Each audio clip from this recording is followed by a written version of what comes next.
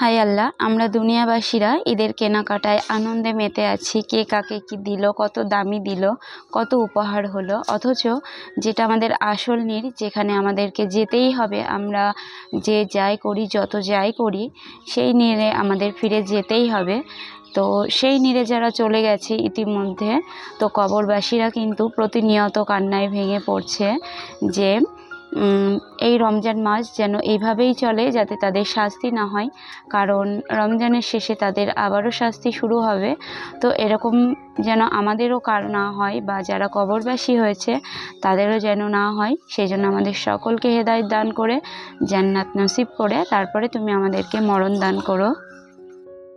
আজকে সেহরির পর আমি বাইরে গিয়ে আমার বাড়ির সামনে যে বাগান, তো সেখানটাতে আমি একটু ঘুরতে গেলাম। উঠে দেখি বেশ নরম নরম আবহাওয়াটা, আর ভীষণ ভালো লাগছিল। তো ওখানটা ঘুরতে যাই, আর ফেরার পথে দেখি এই মানি প্ল্যান্ট গাছগুলো আমাদের এখানটায় অনেকগুলো বার হয়েছে। তো ভাবলাম যে একটু কেটে ঘরে নিয়ে আসি, আর যে টেবিলটায় ঘরে নিয়ে এসেছি, তো টেবিলের উপরটাকে আর কি একটু অর্গানাইজ করি। তো ওই যে 3টে ডাল কেটে এনেছিলাম, তো সেটাকে ধুয়ে, মাটিগুলো কাদাগুলো ধুয়ে পরিষ্কার করে আমি এখানটাতে 2টো ডাল দিয়ে, এই যে এই প্লাস্টিকের মগ, এটা কিন্তু নতুনই আর কি, ঘরে থাকে, 2টো ছিল, তো একটা এখানে নিয়ে এসেছি, আর ওখানটা একটু রেখে দিলাম। তো একদিকে যেমন রোজার শেষ, তেমনি আবার ঈদের একটা আনন্দ আর কি। তো ঘরদোর যদিও প্রতিনিয়ত রোজই পরিষ্কার করা হয়, তবুও এই সময়টা আবার একটু পরিষ্কার না করলে মনটা বোঝে না। তো দেখা যাবে কি রোজা রেখে একদিনের সম্ভবও না। আর আমার সেলাই মেশিনে একটু কাজ পড়ে ঈদের আগে, তো তার উপর 2টো ছেলে মেয়ে, তো সব মিলিয়ে দিন শেষে কি খুব খাটনি হয়ে যায়। তো ভাবছিলাম একটু একটু করে একটু কাজ গুছিয়ে নিই। তো ওখানটা ওই যে ওয়ার্ড্রোবের উপরে যে চাদরটা পাতা থাকে, তো ওটা একটু তুলে মুছে আর কি রেখে দিলাম ওইগুলো, আর ওটাকে কাচার জন্য বাইরে দিয়ে দিলাম। তো তারপর ওই যে গত দিনে যে উনানে রান্না বান্না করেছিলাম, তো উনানটাকে একটু লেপে দিলাম। তো আজকে ছেলে আর মেয়ে বায়না ধরেছে যে ওরা ম্যাগি খাবে, তাই দুজনকে 2টো আলাদা আলাদা পাত্রে আর কি রান্না করে ওখানটা ঠান্ডা করতে দিয়েছি। আর ওই যে প্লেট 2টো, ওই 2টো কিন্তু আমি আগে শপিংয়ে এনেছি। আর আমার বাড়ির সম্পত্তি তো আমার ছেলে মেয়ে, তাই না? তো ওদের দিয়েই বউনি করলাম, আর শখের জিনিস হোক যাই হোক সেটা তো ব্যবহার করব, তো ওদের দিয়ে স্টার্ট করলাম। আর এই যে এখানে টেবিলে যে কভারটা ছিল, সেটা চেঞ্জ করে কাচতে বাইরে দিয়ে দিলাম, আর এটা এখানে পেতে আবারও ওদের এখানে খেতে দিয়ে দিলাম।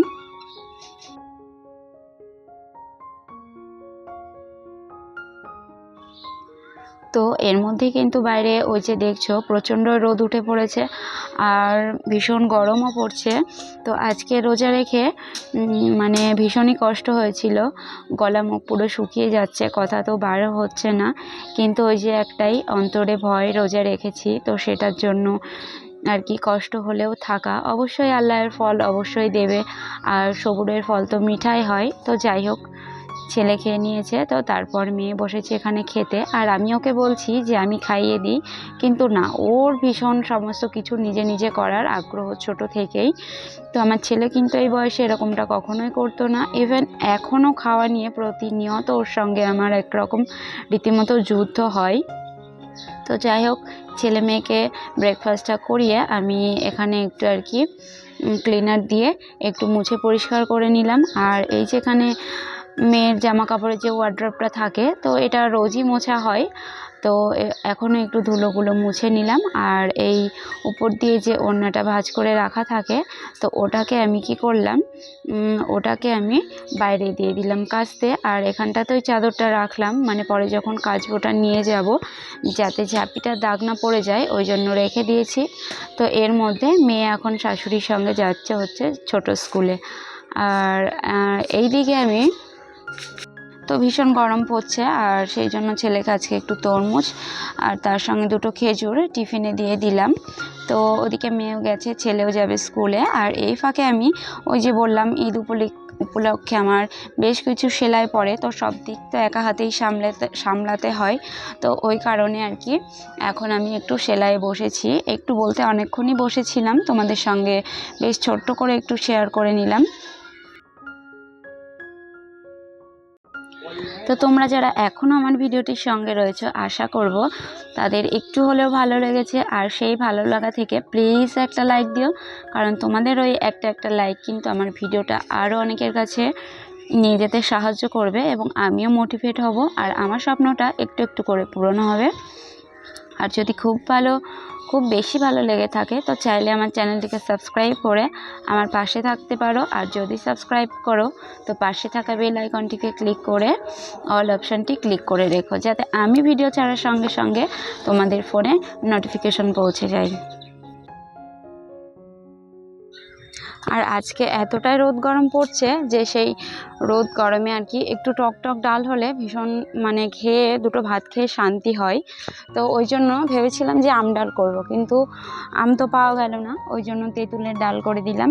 আর তার সঙ্গে থাকছে হচ্ছে একটু চিকেন, আর চিকেনে একটু বেশি করেই আলু দেব, কারণ আলুটা আমার মেয়ে ভীষণ পছন্দ করে।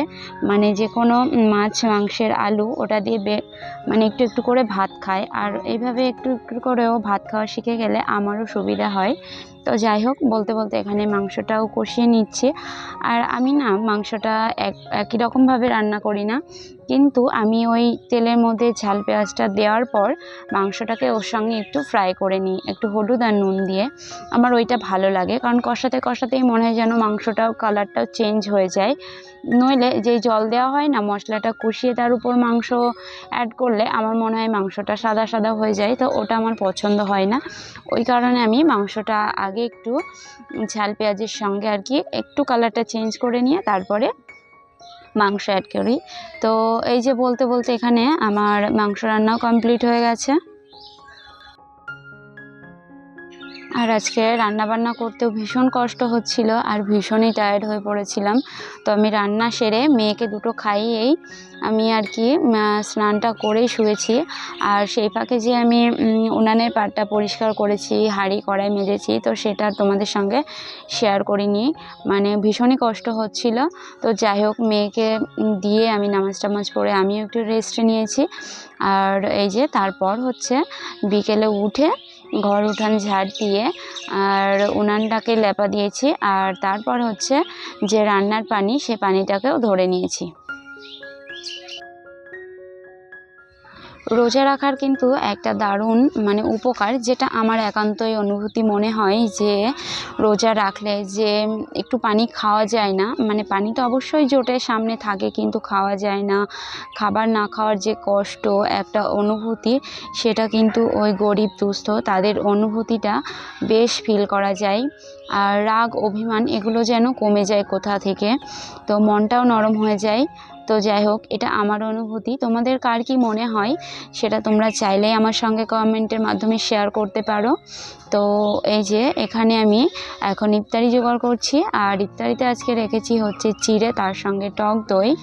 আর এইদিকে প্যাকেটে দেখছো, এটা কিন্তু আমাদের পাড়ার তরফ থেকে আর কি বাড়ির মেয়েদের বউদের আর কি যারা রোজা রেখেছে তো তাদের বাড়ি বাড়ি দিয়ে গেছে। তো সেটাকে আমি দুটো প্লেটে সাজিয়ে নিচ্ছি আলাদা আলাদা করে।